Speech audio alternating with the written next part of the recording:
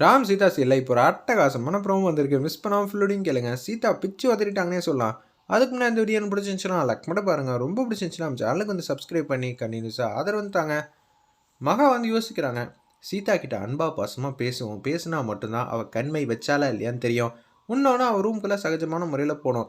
இல்லை கோவமாக போகலாமா? என்ன ஒன்றும் புரியலையே. சரி, இதுபடி செஞ்சால் நம்ம அன்பா பாசமாகவே நடந்துப்போம். ஏன்னா ரிவெஞ்ச் எடுக்கிறப்ப வந்து வெளியில் வந்து தெரியக்கூடாதுன்னு சொல்லிட்டு தான் அப்படியே வந்து ரூம்குள்ளே போகிறாங்க. சீதா வந்து அந்த கண்மையெல்லாம் எடுத்து வச்சுக்கிட்டு அப்படியே வந்து வச்சுக்கிட்டு இருக்காங்க அந்த இடத்துல.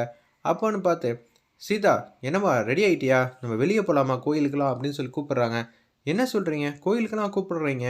நீங்கள் இப்படியெல்லாம் கூப்பிட மாட்டீங்களே. நான் கொஞ்சம் மனசு வந்து திருந்தி எல்லாரையும் ஏற்றுக்கலான்னு முடிவு பண்ணிட்டேன். உனக்காக நான் மாறினேன்னா இல்லை உன் வயிற்றில் வளர்கிற குழந்தைக்காக மாறினேன்னான்னு தெரில. ராமோட வாரிசு இந்த வீட்டுக்கு ரொம்ப முக்கியம் இல்லை. அதனால் நிச்சயம் வந்து நான் இனிமேட்டு திருந்தலான் இருக்கேன். ஆனால் எவ்வளோ நாள் இது சாத்தியம்? எனக்குள்ளே இருக்கிற கோவம் வெளியே வராமல் இருக்கிறதுன்னு தெரியல. நீங்கள் இனிமேட்டு கோவமே படமாட்டீங்கன்னு சொல்லியிருந்தா கூட எனக்கு உங்கள் மேலே சந்தேகம் கண்டிப்பாக வந்திருக்கும். ஆனால் எவ்வளோ நாள் சாத்தியம் உங்ககிட்ட இருக்கிற கோவத்தை வந்து அடக்கணும்னு நினைக்கிறீங்களே, அது வெளிப்படையாக சொன்னனால நிச்சயம் நான் உங்கள் மேலே எந்த விதத்துலையுமே சந்தேகமே பட மாட்டேன்னு சொல்லி சீதா வந்து அந்த இடத்துல பேச்சு வந்து ஆரம்பிக்கிறாங்க. எனக்கு இந்த உலகத்திலேயே பிடிக்காத ஒரே ஆள், நான் கோவப்பட்டு அடிக்கணும்னு நினச்சேன் ஒரு ஆள்னா அது மகாலட்சுமி தான். ஓ, என்னையே அடிக்கணும்னு முடிவு பண்ணிட்டியா? அதுக்கு தாண்டி தையக்காரி மையம் வந்து கலந்து வச்சுருக்கேன். கூடிய சீக்கிரம் வந்து நான் உன்னை அடிக்க போகிறது உறுதி. சீதா ஒரு ட்விஸ்ட் வச்சுருக்காங்க அந்த இடத்துல. மகா கண்ணில் வந்து மை தடவர மாதிரி இருக்குது. அதனால் மிஸ் பண்ணாமல் ஃபுல்லோடையும் கேளுங்க. ஒரு பக்கம் வந்து உச்சக்கட்ட கோவத்தில் வந்து மகா வந்து மனசில் நினச்சிக்கிட்டே வந்து வஞ்சகத்தோடு வந்து வெளியில் வந்து பர்ஃபார்ம் பண்ணிட்டு இருக்காங்க அந்த இடத்துல. நம்ம மகாலட்சுமி இது தெரியாமல் வந்து சீதா வந்து கேஷுவலாக வந்து பேச்ச ஆரம்பிக்கிறாங்க. உங்களை எனக்கு ரொம்ப பிடிச்சிருக்குங்க. இதே மாதிரி இருந்தீங்கன்னா ரொம்ப சந்தோஷங்கிற மாதிரி இருக்கிறப்ப நீங்கள் மை வச்சுக்கிட்டியா சீதா அப்படின்னு சொல்லி அன்பா பாசமாக கேட்குறாங்க. உன் கண்ணு ரொம்ப அழகாக இருக்குது. மை வச்சா அழகாக இருக்கும்ல. வச்சுட்டேன். பத்தலை சீதா, இன்னும் கொஞ்சம் வச்சுக்கிறியா? சேச்சா, ஏன் கண்ணை விட உங்கள் கண்ணுக்கு தாங்க மை வச்சா ரொம்ப பவர்ஃபுல்லாக இருக்கும். உங்கள் கண்ணை பார்த்தா எனக்கு ரொம்ப பிடிக்குங்க. அது மை வச்சுக்கிட்டு இந்த கண்ணை வச்சேன்னு வச்சுக்கிங்களேன், செம்மையாக இருக்கும் பவர்ஃபுல்லாக. அந்த கண்ணை பார்க்குறது யாராவது வந்து எடுத்து பேசுனா இந்த காலத்துலலாம் பயந்துருவாங்க. ஆனால் நீங்கள் என்ன பண்ணுறீங்க, அப்படியே கண்ணால் அப்படி பார்க்கும்போது வேறு லெவலில் கம்பீரம் இருக்கும். இவன் என்னை பாராட்டுறாளா, இல்லை கண்மை வந்து உண்மையில் வச்சுட்டு வைக்கலன்னு சொல்கிறாளா, இல்லை உண்மையிலே வைக்கலையா, ஒன்றுமே புரியலையா ஆண்டவாங்கிற மாதிரி யோசிக்கிறாங்க.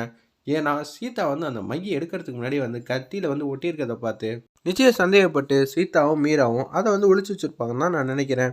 ஒரு பக்கம் மகாவுக்கு வந்து மையை வந்து கொடுக்க பார்க்குறாங்க. அதெல்லாம் ஒன்றும் வேணாம், எனக்கு முக்கியமான வேலை இருக்குது. சே, நீங்களாம் எங்கேயும் ஓடக்கூடாது, அப்படியே இங்கே வாங்கன்னு சொல்லி அப்படியே வந்து மேக்கப் போடுற இடத்துக்கு வந்து சேரில் வந்து உட்கார வச்சிடுறாங்க. ட்ரெஸ்ஸிங் டேபிள் சேர் முன்னாடி. என்ன பண்ண போகிறேன், நான் உங்களுக்கு மேக்கப் போட போகிறேன். ஐயோ, இவன் மேக்கப் போட்டால் பிரச்சனை இல்லை, ஆனால் அந்த மைய எடுத்து கண்ணில் தடவி விட்டா அப்புறம் பெரிய பிரச்சனையாயிடுமே. இப்போ என்னடா பண்ணி தப்பிக்கிறது, ஒன்றும் புரியல. எனக்கு அர்ஜென்ட்டாக வேலை இருக்குது. என்னங்க நீங்கள் இந்த குடும்பத்தில் தான் நீங்கள் அன்பா பாசமாக மாறிட்டீங்க. எல்லாரையும் திருந்தி நல்ல குணத்தில் இருக்கணும்னு நீங்கள் ஆசைப்பட்டுட்டு இருக்கீங்க. அப்படி இருக்கும்போது நான் உங்களுக்கு மேக்கப் பண்ணி விட போகிறேன். இது என்னோட கடமை. நம்ம எல்லோரும் வெளியில் போகிறப்ப நீங்கள் டல்லாக இருக்கீங்க.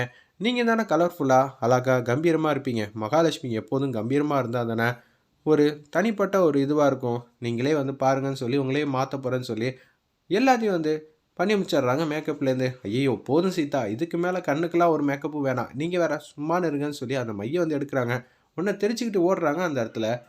நம்ம மகாலட்சுமி எப்படி இருந்தாலும் கண்மையை வந்து தடவிக்கங்க தான் பின்னாடியே வந்து போயிட்டே இருக்காங்க அந்த இடத்துல. நம்ம சீதா எப்படி இருந்தாலும் தடவுவாங்களா, இல்லை இதை வந்து மீரா வந்து எப்படி இருந்தாலும் கண்டுபிடிச்சி அந்த சூழ்ச்சியை முறியடிப்பாங்களா? மிஸ் பண்ணாமல் பார்ப்போம். கண்ணில் வந்து தடவிட்டாங்கன்னா அல்டிமேட் ட்விஸ்ட்டாக இருக்கும். வெயிட் பண்ணி பார்ப்போம்.